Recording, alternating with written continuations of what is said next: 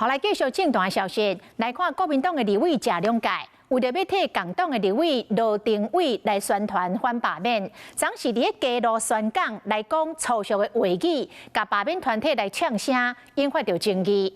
谢龙介今仔日出面来驳回，讲迄句话是长辈咧提醒着晚辈的代语，伊讲伊的言语造成误会，毋是伊的本意，伊下摆会更加注意。北部甲年甲乌，吐血吐槽，连讲生囝你也唔。去台中替共党立委罗定伟徛台，立委谢龙介毋若针对罢团讲一寡歹听话，看到对假罢团的志刚，竟然讲这段话引起争议。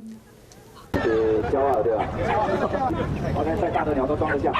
徛台宣讲所讲话，所引起轰喷。低级的语言去侮辱别人，前科累累。不过重灾户啊，是罗廷伟啦，帮国民党被罢免的立委站台，这个大罢免啊，一定会大成功啊。长辈提醒晚辈比较直接、强烈的一个语言，如果造成误会，也非我的本意。政治人物讲话就小心吧。面临罢免压力的同事，口肯讲话爱细致，共款拍拼反败，持卡心嘛未野了讲，无经过里长的同意，伫选区内形成的中立区，包括里办公处、公园专区发送罢免无同意文宣，造成理想的困扰。